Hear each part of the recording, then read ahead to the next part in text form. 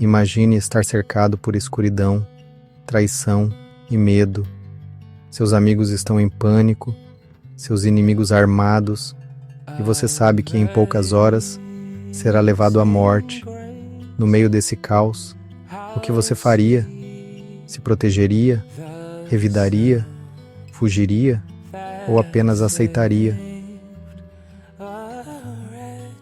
Jesus fez algo completamente inesperado.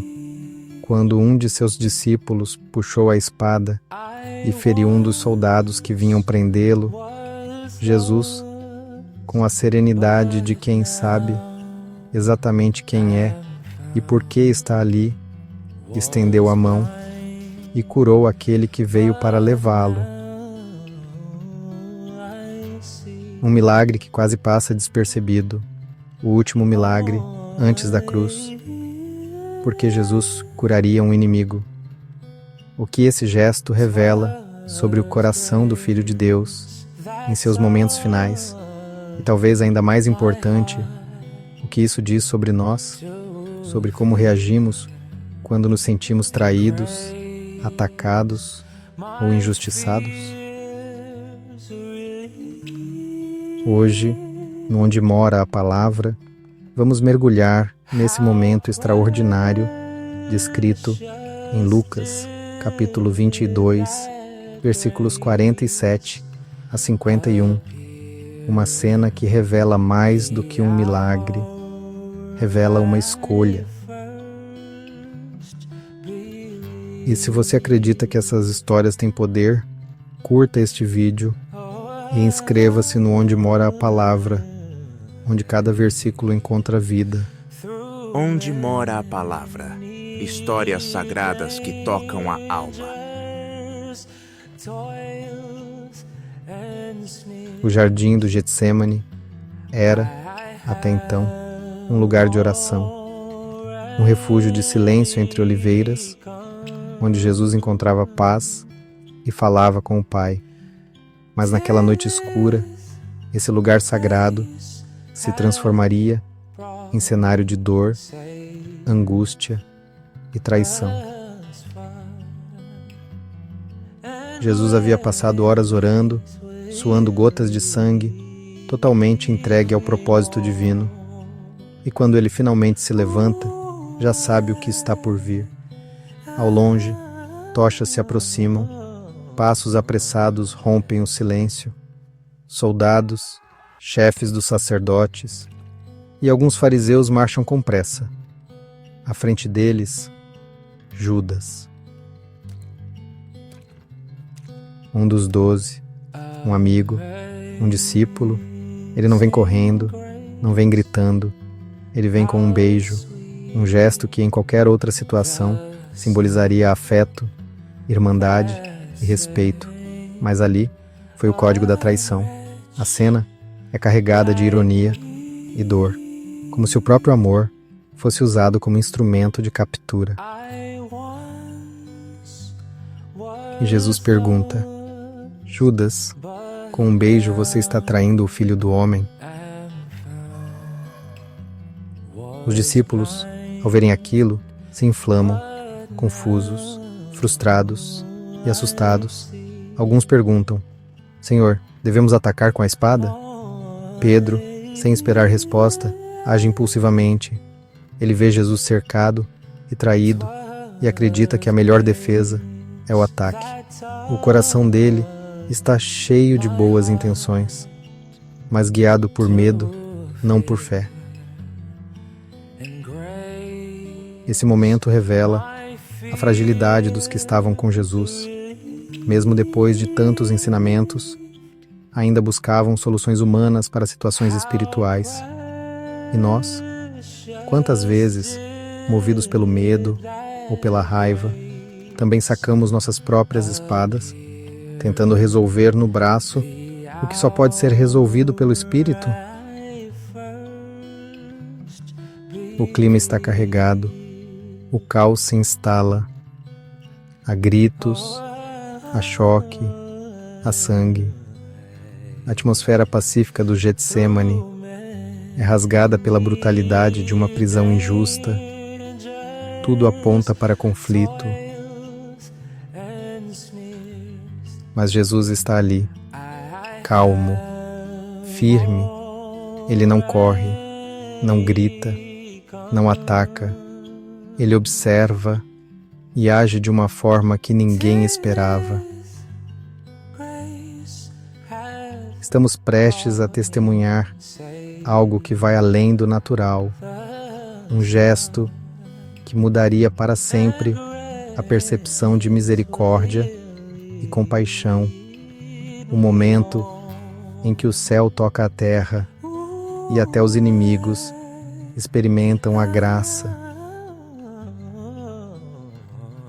No instante em que Judas entrega Jesus, a tensão explode. Pedro, impetuoso como sempre, saca a espada. Ele não espera instruções, não mede consequências. Seu coração pulsa com lealdade, mas seus atos são guiados pela emoção. Com um golpe rápido, ele atinge um dos homens à frente.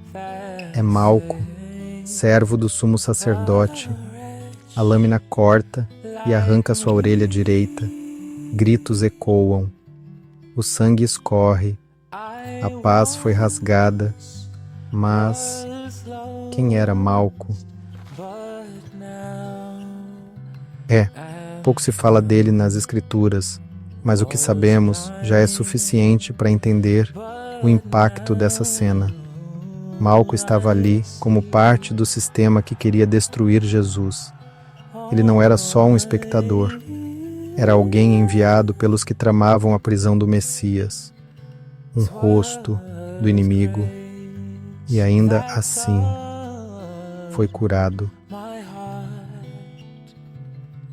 Pedro agiu como muitos de nós agiríamos, né? Ele viu a ameaça e reagiu com força, mas Jesus não precisava de espadas, e menos ainda de violência em seu nome. Ele imediatamente intervém, basta, e toca a orelha de Malco. Esse gesto muda tudo. A cura de Malco não era apenas sobre carne e sangue, era sobre propósito. Jesus estava dizendo: eu não vim para destruir, mas para salvar, mesmo os que vêm contra mim. Agora, imagine só o impacto disso sobre os que estavam ao redor. O homem que eles vieram prender está ali curando um deles, sem medo, sem raiva, apenas amor. E Malco, como será que ele viveu depois disso? Será que ele continuou servindo aos sacerdotes? Ou será que aquele toque o marcou para sempre? Será que ele se tornou um daqueles que creram em silêncio? Às vezes, somos como Pedro, rápidos em agir, lentos em ouvir. Outras vezes, somos como Malco, vivendo no sistema, ignorando a verdade, até sermos surpreendidos por um toque de graça. E ainda tem outro ponto. A cura veio sem pedido. Malco não clamou, não confessou. Mesmo assim, Jesus o curou. Isso mostra que o amor de Deus não depende da nossa iniciativa. Ele nos alcança mesmo quando ainda somos indiferentes. A espada corta, mas a mão de Jesus cura. A espada divide, mas Jesus reconcilia. Naquele momento, diante da violência e do medo, Jesus nos mostrou que a verdadeira força está na compaixão.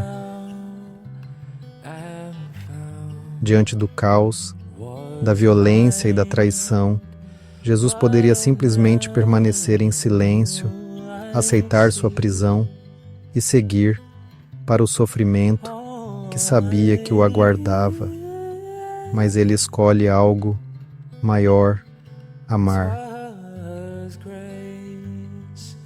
Enquanto todos estavam paralisados pela surpresa, uns pela dor, outros pelo medo, Jesus se move. Ele se aproxima de Malco, o homem que estava ali para ajudar a prendê-lo, e toca sua orelha ferida, sem condenação, sem exigência, sem questionamento, apenas o toque da graça. Jesus, que naquele momento já carregava o peso do pecado do mundo, ainda assim, escolhe aliviar a dor de um inimigo. Ele sabia que aquele gesto não mudaria o plano da cruz, não impediria sua prisão, nem o livraria da tortura. Mesmo assim, ele cura. Esse é o coração do Evangelho. Ele cura o que nos fere, mesmo quando somos nós os que causam a dor. Ele oferece paz no momento em que todos esperavam conflito. Ele mostra que o amor verdadeiro não é reativo, é intencional. Naquele instante, Jesus não estava apenas curando uma orelha, ele estava mostrando ao mundo que sua missão era salvar até os que vinham contra ele. A cura de Malco é um lembrete de que ninguém está fora do alcance da graça. E pense bem, os soldados não recuaram, os sacerdotes não se comoveram, Judas não chorou, nada parece ter mudado na prática. Mas naquele pequeno milagre, o céu tocou a terra, e uma ferida, símbolo da violência, foi transformada em testemunho da misericórdia.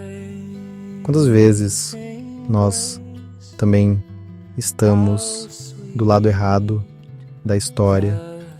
Quantas vezes ferimos sem perceber? Quantas vezes resistimos à verdade por medo, por orgulho, por ignorância? E ainda assim, Jesus nos toca. Ainda assim, Ele nos oferece cura. Ele não espera que sejamos perfeitos para nos amar. Ele ama para nos transformar. A cura de Malco nos lembra que Jesus não só cura os que o seguem, mas também os que ainda não o conhecem. Ele cura porque é da sua natureza restaurar, e ele faz isso até hoje. Esse último milagre antes da cruz não parou naquele jardim. Ele ecoa até aqui, até agora, alcançando você, me alcançando, revelando um amor que cura até os que vieram para ferir. O último milagre antes da cruz não foi grandioso aos olhos do mundo, não envolveu multidões, nem sinais no céu. Foi silencioso, íntimo, inesperado, um toque de cura no rosto do inimigo. Mas esse gesto diz tudo sobre o coração de Jesus. Em um momento em que qualquer um justificaria o ódio, ele escolheu o amor. No instante em que a vingança pareceria aceitável, ele ofereceu restauração. E quando tudo ao seu redor gritava por guerra, ele respondeu com paz. Esse é o Jesus do Getsêmani. Esse é o Deus que continua estendendo a mão, mesmo para os que ainda não entendem o que ele está fazendo. O convite hoje é claro. Se você tem feridas, ele ainda cura. Se você já feriu, ele ainda perdoa. Se você está no meio do caos, ele ainda é paz. E lembre-se, o mesmo Jesus que curou Malco ainda cura hoje. Ele não está longe, está perto, está vendo, ouvindo, sentindo e continua oferecendo graça, não porque merecemos, mas porque Ele é assim. Se essa mensagem falou com você, Não deixe ela morrer aqui. Curta este vídeo, compartilhe com alguém e se inscreva no Onde Mora a Palavra. Aqui, cada história da Bíblia ganha voz e transforma a sua também. Onde mora a palavra? Histórias sagradas que tocam a alma.